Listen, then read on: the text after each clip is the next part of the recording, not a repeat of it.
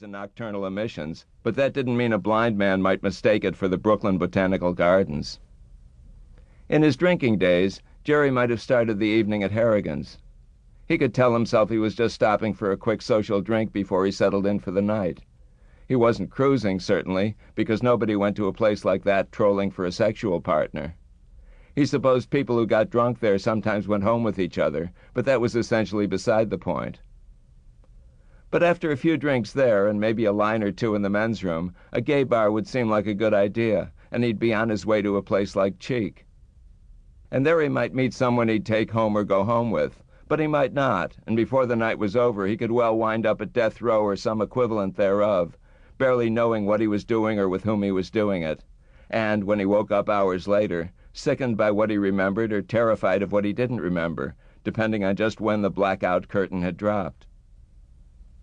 Now he frequented the bars only in the morning, to sweep and mop and straighten up, and on his way out he'd pick up the $20 left for him. The management of death row, perhaps overcompensating for the relentless squalor of the premises, tucked his payment into an envelope with his name on it. At Harrigan's and Cheek, they just left a $20 bill on the back bar, next to the register. Then the whorehouse, which took longer, but he was still in and out of the place in not much more than an hour, and his envelope, with Jerry and purple pentel in a precise feminine hand, held $100. Always a single bill, and always a crisp new one, and, when you thought about it, an outrageous payment for the time it took. Then again, he sometimes thought, look what they got for a simple blowjob. Marilyn Fairchild's apartment was on the third floor of a 4-story brownstone on Charles Street off Waverly Place, not a 5-minute walk from Joe Jr.'s. The sky, overcast at daybreak, was clear now. It was the second week in June, and the weather had been glorious for the past several days. The entrance to Marilyn's brownstone was a half-flight up from the street. He mounted the steps and rang her bell, gave her plenty of time to respond, then used his key. He took the steps 2 at a time. 3 years ago, bottoming out on drugs and alcohol, it was all he could do to drag himself up a flight of stairs, and baby, look at me now, and poke the buzzer alongside her door. He got the key ready. He carried more keys than a super these days, and rather liked the butch effect of it all, and when there was no response to his buzz, he let himself in. Place was a pigsty.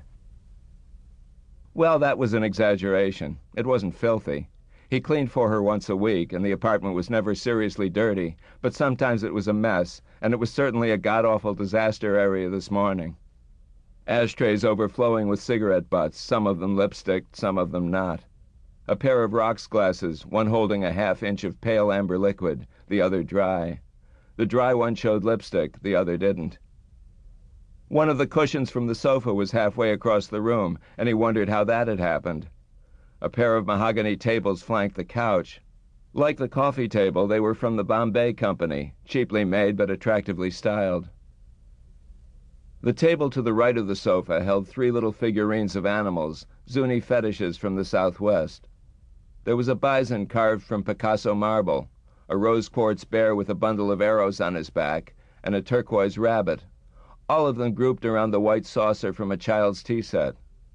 The saucer held cornmeal, except it didn't. Its contents had been spilled onto the table and floor, and the bison and bear were lying on their sides, and where was the little rabbit?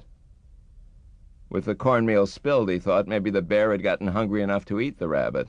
Failing that, he supposed he'd find it somewhere in the chaos of the apartment. Not for the first time, he contrasted Marilyn's place with the last premises he'd tidied, the whorehouse on East 28th Street. In all the months he'd been cleaning for them, they'd never once left a real mess. The place was always sanitary and usually neat. Well, wasn't that the difference between your professionals and your amateurs? He rolled his eyes, ashamed of himself. Marilyn was a sweetie, and where did he get off calling her a whore? Still, he could imagine her coming up with some version of the line on her own, a half-smile on her full mouth, and an ironic edge to the bourbon and cigarette voice. Her self-deprecating sense of humor was one of the things he liked most about her, and... Jesus, was she home? Sleeping late, wasn't she? Well, she'd very likely been up late. He'd let her sleep, hold off running the vacuum until he was done with everything else. If that woke her, he could do the bedroom after she emerged from it. Otherwise, he'd skip it this week.